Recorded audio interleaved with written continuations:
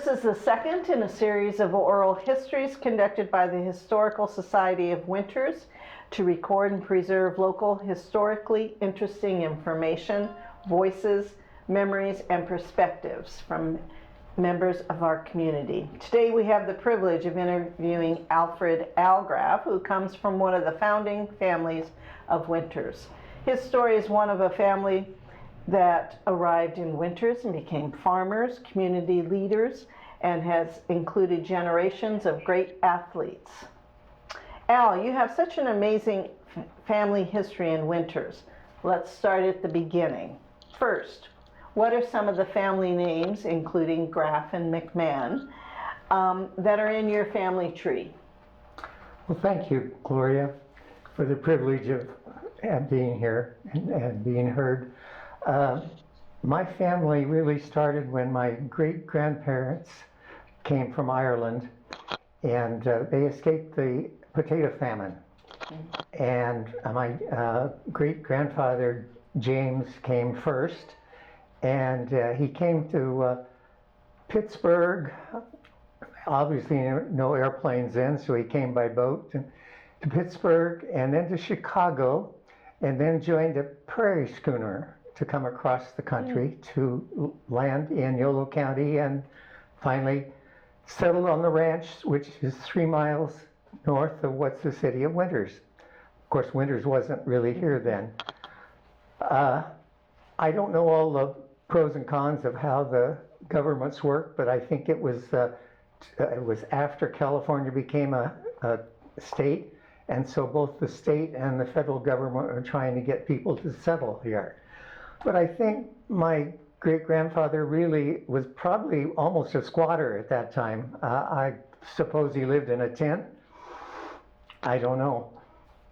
But he was here a bit, and then he called upon his dear love from Ireland to come and marry him.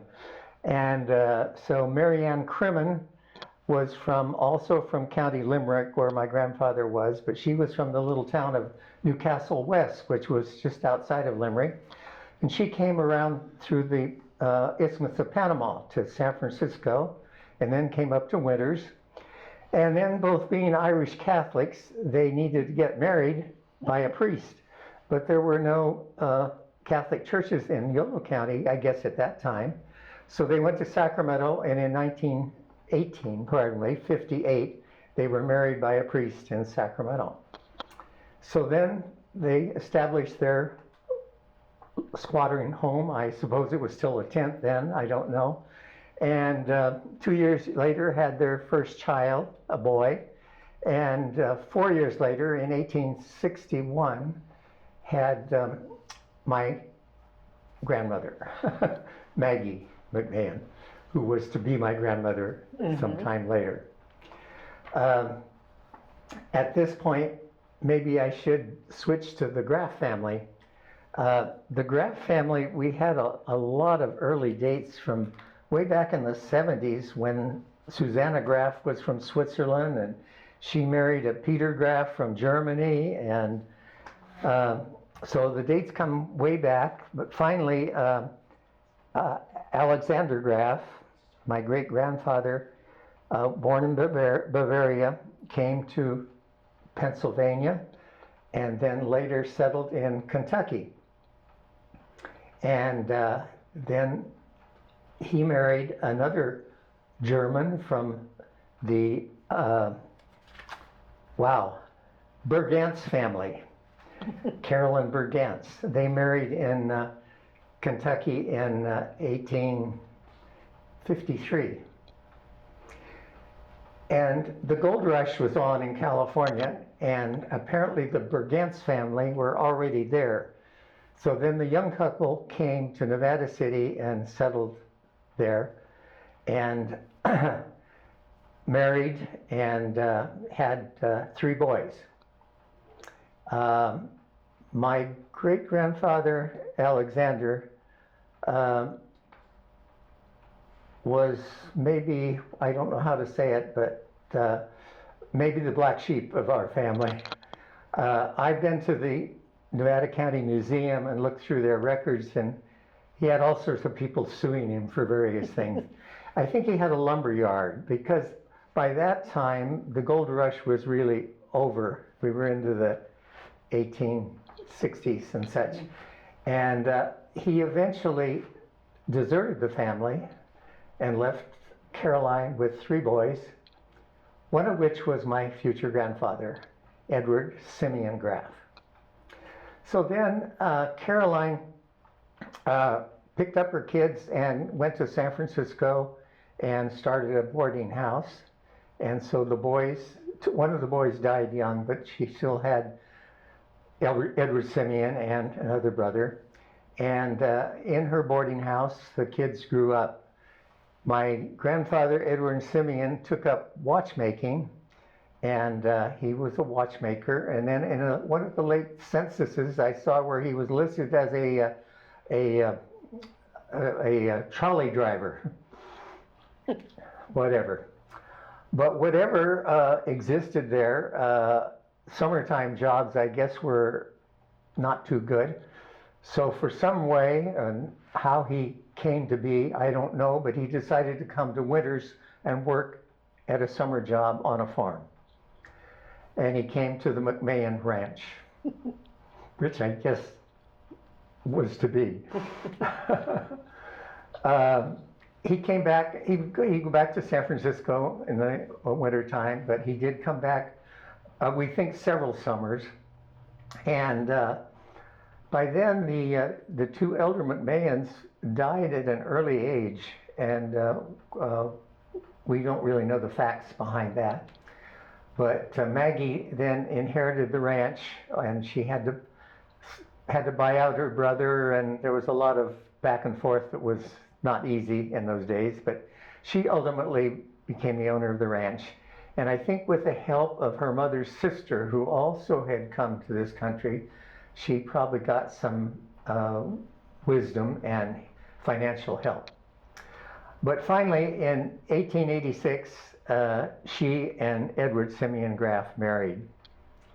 They were married in San Francisco, because that's where he had been living. So they were married there, but then returned to the ranch.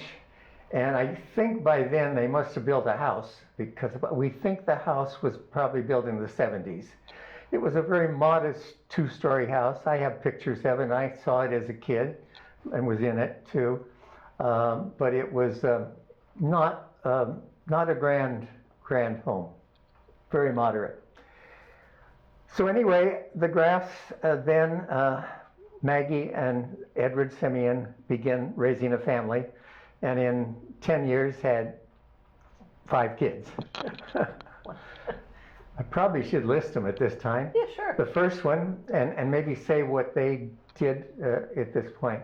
The oldest was Edward James, and he was worked on the ranch as a kid and never was able to get a high school education, but went into the garage business, and later was the Ford dealer in Winters for 50 years. Lived the rest of his life in Winters. The second child was Charles Alexander, and Charles also worked on the ranch as a kid and didn't get a high school education. He did come to Winters and he opened an insurance and grain brokerage business. But later in 1932, when he was a strong Democrat and supported Franklin D. Roosevelt, well, he became the postmaster in Winters and lived and held that job until he retired and remained the rest of his life in Winters. The third child was Margaret Graf. Margaret became a school teacher, got a college education at, I think hers was at Chico, and never married, taught for many years in Winters, in the Winters schools, and died at the ripe old age of 98. The fourth child was John V. Vincent Graf, Jonah, my dad, and he was worked at the ranch, but he was an athlete in high school, and so his dad kind of let him do that and not work. At least that's what his older brothers always told me. But Dad was quite an athlete in basketball, baseball in high school, and then got a scholarship to St. Mary's College, and he's actually played all three major sports: basketball, baseball, and football.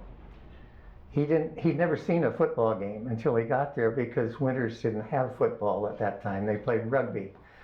So Dad kind of complained when they told him he had to play football, but they said, "You play football, you got a scholarship." So he went on, and as he was high end, so he caught passes and made several touchdown passes against USC and Cal, and had a successful career at that. I asked him in later years, "How did you ever study?" And I can't remember what his reaction was. I don't think he said anything. I think he just blinked his eyes and kind of looked at me. Your father, Jonah, as an athlete, what did he do after college? He worked on the farm, and he also, during that time, worked when Uncle Charlie went into the post office. My dad worked in the grain brokerage business in the early 30s. Mm-hmm. And Dad was pretty sharp. He saw that baseball players didn't make any money in those days. It's not like today. And I think he enjoyed it and loved it, but he knew there was something better if he was going to have a family. And so in the anyway, he and Mom married in 1930. And maybe I should bring my mother into this. Her family arrived in Winters in 1921. They had all been from Alsace in France and Germany, but they came to this country in the late 1890s and lived in San Francisco and Sacramento. My grandfather Stern was a baker, but he just saw that there was a bakery available in Winters, and so they moved in 1921 from Sacramento to Winters. And my mother actually stayed a year in Sacramento, finished high school, and then came to Winters and got a job in the bank, and met my dad in the 20s then, and they married in 1930. And I was born in 31. And what is your full name? Alfred John Graf, yeah. And you have siblings? I have one sister, younger sister, Barbara Thomas, and she has a large family. Tell me about all the athletes in your family. I mean, there definitely was your father, Jonah, and how has that been passed down through nieces, nephews, and your children? It sure didn't pass to me. I don't really know. I'm trying to think where others Your daughter was very are. athletic. Our oldest daughter was very active she went to Cal, and she played, oh my goodness, I want to say rugby, no, soccer.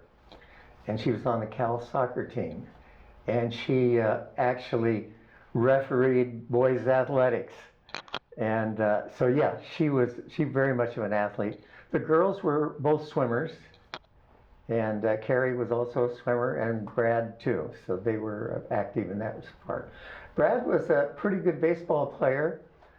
We took him down to Stanford to meet the coach, and we had a nice lunch with the coach, but it never went anywhere beyond there.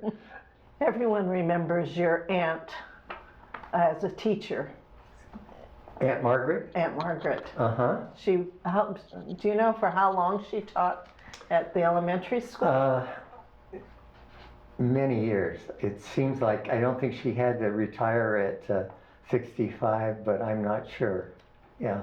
She had the beautiful red hair. Yes, yes. Yes. And then when she did retire, she taught for 2 or 3 years at the Catholic school in Woodland, actually, after her retirement, yeah. I was always kind of scared of her. She was tough, and fortunately, I didn't have her as a teacher. I had Evelyn Meyer instead. They went the first grade and second grade, and I fell in between. So now let's talk about Al Graf. We'll bring it up to date. What was it like to grow up in Winters, and what did you do for fun? Well, I was a little twerp, very little. High school, I was 12 and weighed about 90 pounds when I went into high school. So I wasn't going to be an athlete for sure. And in fact, we still had hazing then, and I was scared to death as a freshman. I wasn't hurt in any way except mentally. My first 8 weeks or whatever, it was 6 weeks in as a freshman, I didn't even make the honor roll, and yet I was a lifetime member of the CSF after that. But it was tough. Mm-hmm. I don't know whether I'm sure that I was looked upon as a little twerp, and whether they thought I was what's the word for it? I can't think. But anyway, I did play tennis in high school, but that was the extent of my athletic ability. Yeah. But you excelled academically. Yeah. Uh-huh. And then, what did you do for fun growing up, and who were some of your friends? Well, my friends were boys and girls, but I was never struck on a girl in high school. We played softball on the street, Main Street in Winters after school, mm-hmm. and I did things as with boys and girls, but we didn't go out of town. We didn't go to football or baseball games a long ways away. It was pretty much local. I did go to the local dances, but I never was involved with a girl. What was Youth Day like when you were growing up? Well, it was all run by the high school then, which is quite different than now. It was the fun thing, I think, was decorating the floats the night before or the day before. All the members of the class got together and made flowers and put the floats together. I did play in the band, so I was involved there in Youth Day. What did you play? Clarinet. Mm-hmm. How'd you meet Kay Butler? Oh, okay. Kay's family moved to Winters when she was 9 years old, and she became my sister's best friend. So I saw her as a young kid coming and going from our house. Never noticed her at all, of course.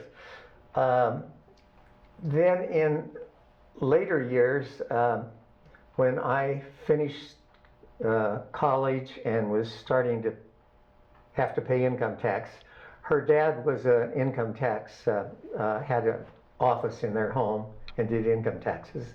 And I was going there every year. I went several years while I was still working and had not really gone out with Kay. And so I saw her occasionally like that. But she ended up asking me for the first date. And so then, when did you get married? We got married in October of 1958. And we were engaged, we started going together we were together about not quite a year, I think. And were engaged earlier that year, and then I bought the house in the middle of the year, and we got it put together and got married in October of 1958. And then you had 2 children? Three. Yeah. Our daughter Keely was the first, and she was born about 10 months after we got married, and then they were 2 years apart. Carrie was born 2 years later, Carrie Francis, and then Brad, the youngest, 2 years after that. And they perhaps say something at this point. They knew from the beginning that they were all going to go to college. So when they worked in my office and earned money, it went into a college fund. And we were delighted they all did go to college. Keely went to Cal, graduated there. Carrie went to UC Santa Barbara, and Brad went to Chico State. And they're all out on their own now, and the oldest are retired. Brad is still working, but yeah, and we are blessed with 2 grandchildren, biological grandchildren, Brad's 2 daughters, and 2 great-grandchildren. That Brad's daughter, Chloe, married Richard Martin, and they have 2 grandchildren. We have 2 that Carrie married a man that had 2 children, and so we consider them our grandchildren too. Where did you go to college? When I left high school, I was scared of my own shadow. I was 16. Graduated early. Well, see, I went in at 12. So my grandmother in Sacramento was my savior. She said, well, or my folks said, why don't you go to junior college for a year? And Sacramento Junior College was great for me. I got rid of all the required languages and a lot of the stuff that I would have had to do later. So that was 4 years. Then I went to Cal then in 1949, fall of 49. And down there, I really found myself. I loved it. It was the first time in my life that I met an African-American person.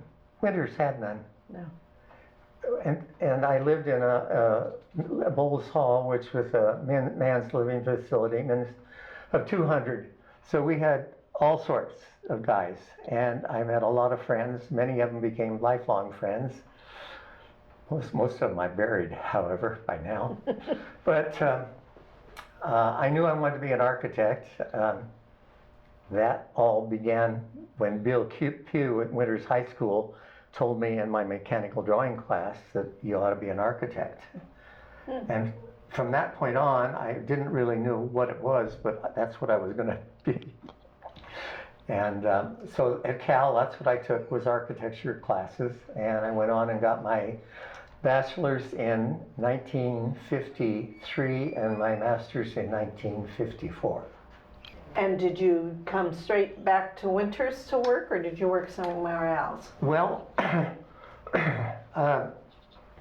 I loved the Bay Area because, well, to begin with, I was an asthmatic, and that was one of the reasons that held me back in high school too. But I was an asthmatic from the baby on. And when I got to Berkeley, I had a lot better breathing issues, Bay Area climate, I guess. So I thought that I really wanted to get a job in the Bay Area. But I had been coming home and working in grain harvest every summer, and so my dad said, well, come on home for another summer. And there's plenty of time to work. So I came home for another summer, and then after the summer was over, I went down to the Bay Area to seek a job, but I did a poor job of the way I did it. And basically, there wasn't anything available. They weren't hiring right then. It was a low time. So I came back to Winters on a weekend, which I was doing regularly, and heard that there was a job opening in Sacramento at an architect's office. And that's what changed my whole philosophy of where I was going to be as an architect. And I went to Sacramento and I worked there for 3 years, I guess, before I opened my office in Winters. So how would you describe your style of designing?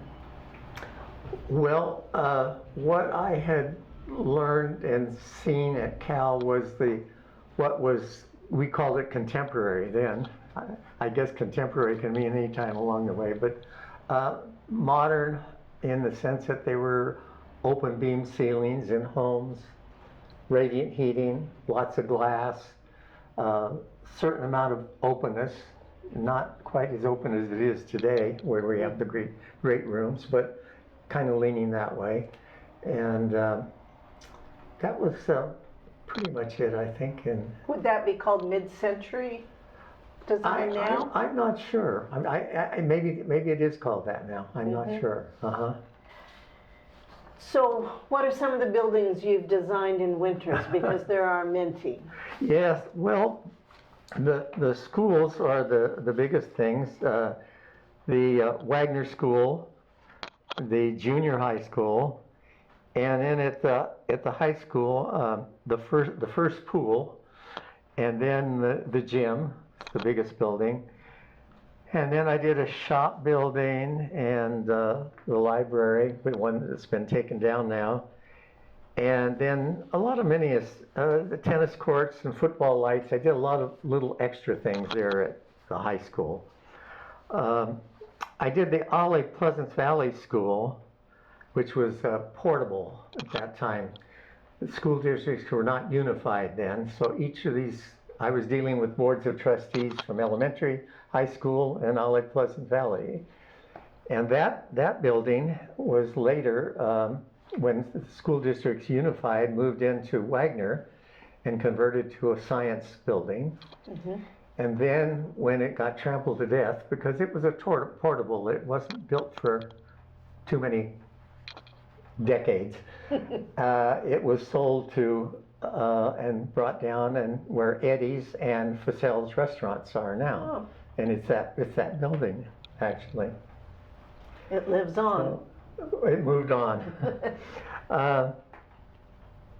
Then I did the bank on the 2nd Street on Main Street. I did 3 buildings. The Lorenzo's house stayed there, but I did the Bank of America, and then the building that is now, it was Lorenzo's Market, but it is the Meals and Wheels kitchen, and it is the gym,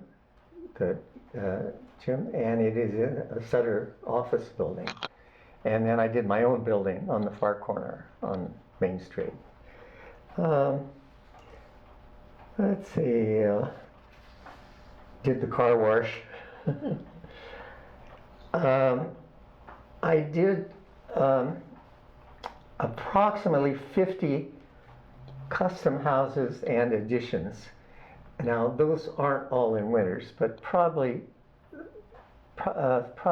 30 of them or 35 of them are in the Winters area at least. And that's not just houses, but house additions.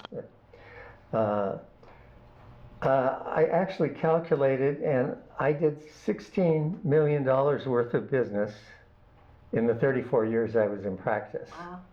And that's kind of surprising because in 1960, a custom home was $30,000. You know, a tract home was 12, but you know, so that amounts to a lot of money. But Winters became the center for my office. I was blessed by getting jobs from the County Board of Supervisors, from the UC Davis, and from outside the area. So that was very important. And some of those buildings, I would mention the Yolo County Jail and Sheriff's Office building. I did that with collaborated with the Woodland Architect, and it was quite a big building in 1963. And then I got in 1983. If you remember, we had a crisis with Russia. And they were threatening nuclear bombs and such. And the county board of supervisors got a grant from the federal government to build a communications center in Woodland. And I was awarded the contract to design it.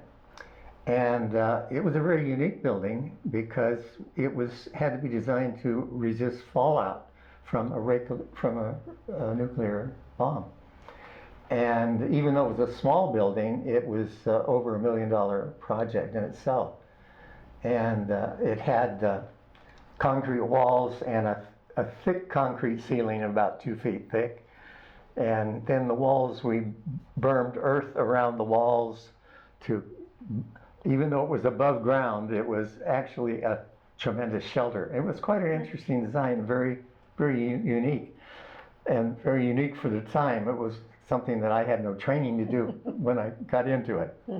But, So what would be maybe the most challenging building that you ever designed, and which one was your favorite?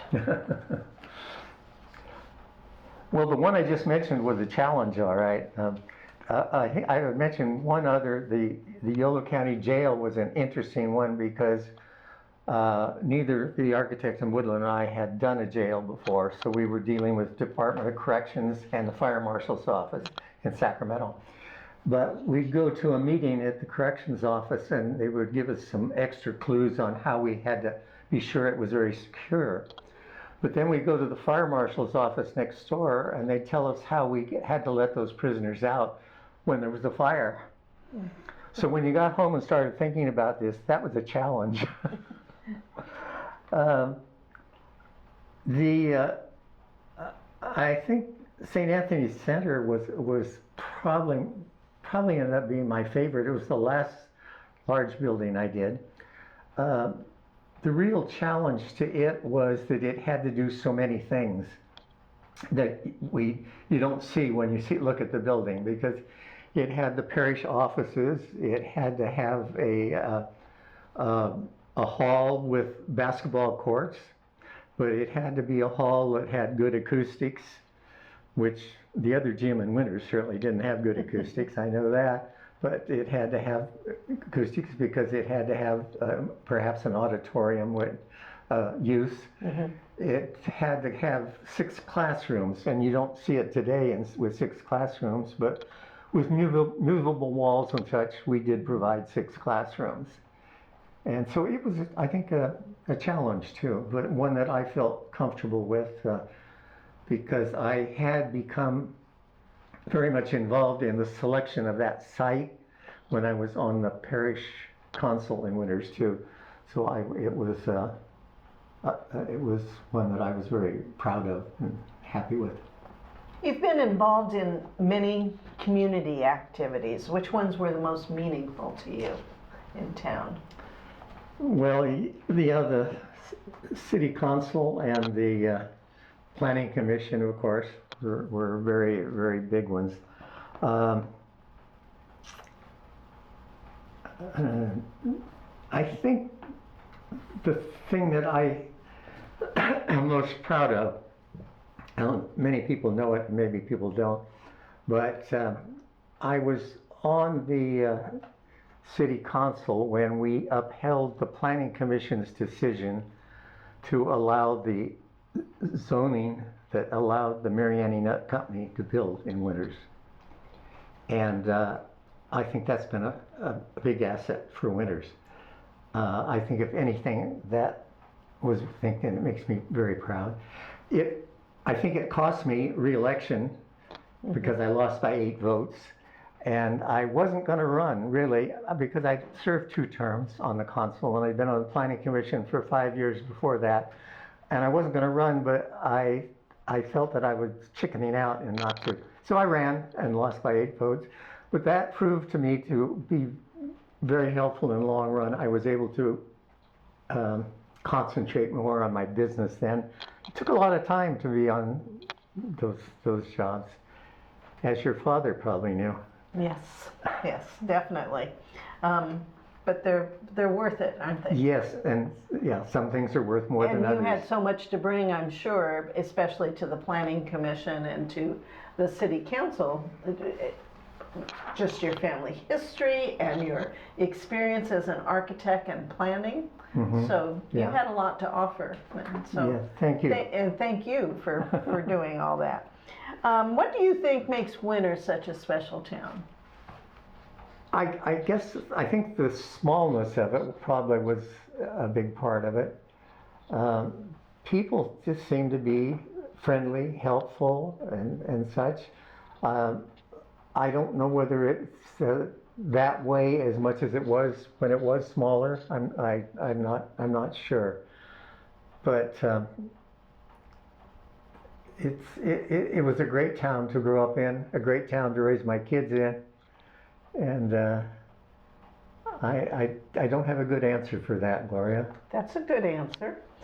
What are some of the many changes you've seen happen in Winters, both ones that are positive and some that you had concerns about? Well, I've always believed that that you had to have growth to survive because of the times we live in. Things are just a lot more complicated today, and things are done in a mass-produced way. And I don't think that if Winters would have stayed the same, like when I opened my office in Winters, I think there were 4 vacant buildings on Main Street. Everybody said I was crazy, and I thought I was a little bit too, but I had a lot of reasons why I had to do it at that time. But if it had stayed that way, and I don't know that I was the instigator of it, I mean, there were a lot of reasons why it grew. I think it would be another Madison, maybe, if it had stayed the way it was. What's a fun fact about Al Graf that some people may not know? I like to travel. I found out after I retired, well, Kay and I were on all the continents but Antarctica. Not every bit of every continent, but enough to get a feel of everyone.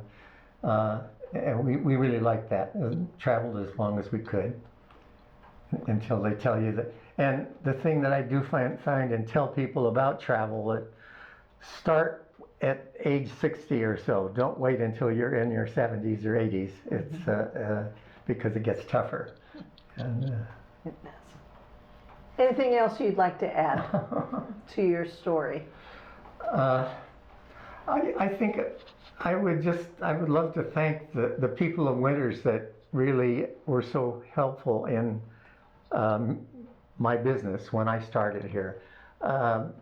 When I opened my office in Winters, it was really because I was having a little difficulty with the firm in Sacramento, and I didn't know how to separate myself with what I had going in Winters. But I had my license then, and so I opened.